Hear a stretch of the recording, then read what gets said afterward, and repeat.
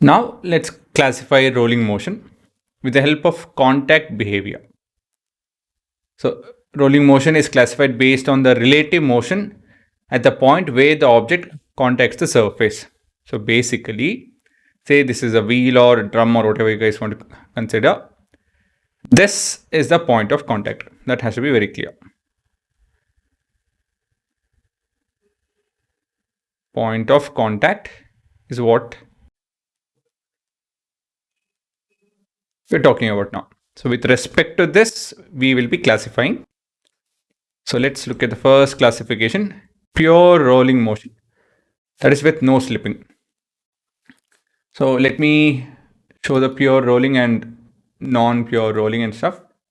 So basically, this is an example of pure rolling. So what you have to observe is the center of motion and the other point, right? How it moves.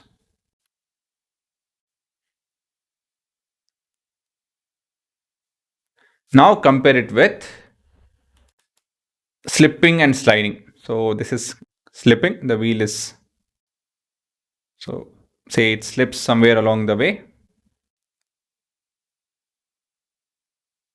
So you can see the difference, right?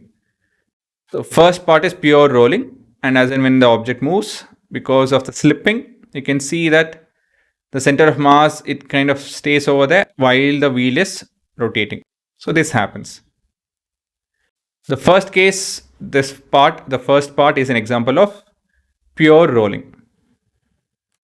So if we add a bit of sliding to all of this,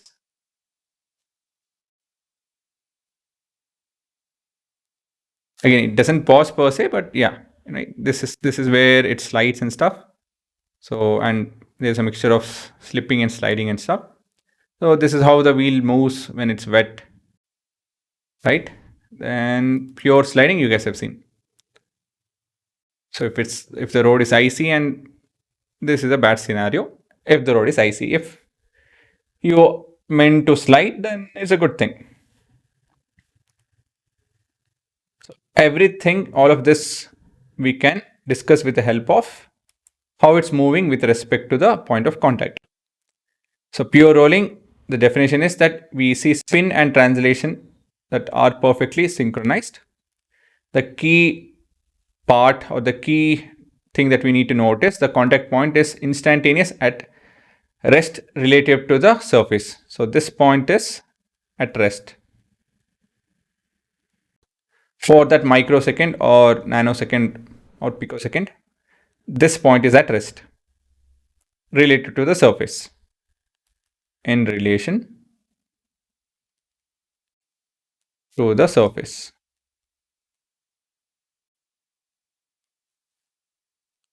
So as a result, the object travels distance equal to its circumference for one full rotation. That is a length of 2 pi r.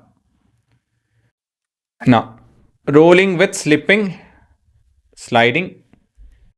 So all of this here, in this case, the distance covered will not be equal to 2 pi r for one revolution. The spin and the translation are not synchronized, causing the contact point to drag. The key takeaway from here is the contact point slides related to the surface, or sometimes it is stuck over there. That is also possible.